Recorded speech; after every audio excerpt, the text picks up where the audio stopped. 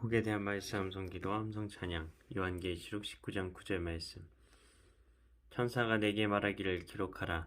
어린 양의 혼인잔치의 청함을 받은 자들은 복이 있도다 하고 또 내게 말하되 이것은 하나님의 참되신 말씀이라 하기로 천사가 내게 말하기를 기록하라. 어린 양의 혼인잔치에 청함을 받은 자들은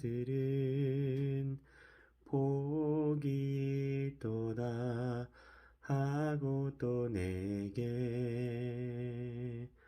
말하되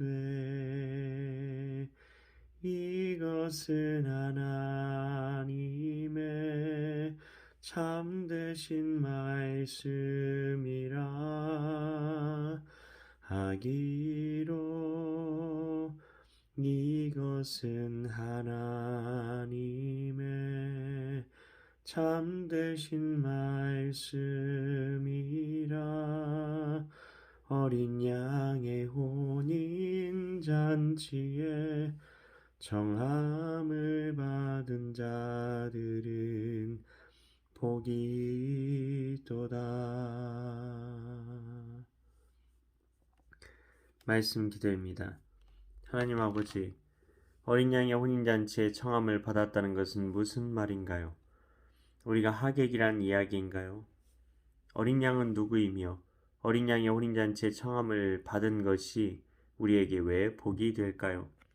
이것을 굳이 왜 하나님의 참되신 말씀이라고까지 강조하시는 것인가요? 요한계시록 19장은 짐승의 멸망과 그리스도의 재림이란 제목이 붙어 있습니다. 짐승이 어떤 존재인지는 알 수 없지만 엄청난 권세를 가진 존재임을 알 수 있습니다. 우리는 그 실체에 대해 요한계시록에서 기록해 놓은 것을 통해 유추해서 알 수 있을 뿐 어떤 존재인지 딱 그렇다고 말할 수 없을 것입니다. 그때 가봐야 알 수 있을 것이기 때문입니다. 왜 요한계시록의 앞에서 하나님의 말씀에 순종하는 것을 강조하시고 이것을 통해 복이 있을 것이라 말씀하신 것인가요? 요한계시록을 대하는 우리의 자세가 바로 이러해야 한다는 것입니다. 요한계시록을 가지고 분명하지도 않은 것 때문에 교회끼리 서로 싸우지 말고 분명한 말씀에만 집중해서 하나님의 말씀에 순종하는 것에 오히려 온 마음을 쏟으라는 것이죠. 정말 교회의 주인이 예수님이시라면 세세한 것 가지고 싸우지 말고 진짜 하나님의 말씀에 함께 순종해서 하나님 나라를 세우는 것에 힘을 모아야 하지 않을까요? 무엇이 교회다움이고 무엇이 목사다움인지 우리는 생각해야 합니다. 교회의 지도자는 교회가 서로 하나 되기 위해 함께 하나님 나라를 이루기 위해 힘을 모아야 하고 믿음, 소망, 사랑에 영원히 변하지 않는 영원한 가치가 교회 안에 있음을 세상에 보여주려고 해야 하는 것입니다. 이런 사람이 요한계시록에서 말하는 순결한 결혼 예복을 입은 신부 아닐까요?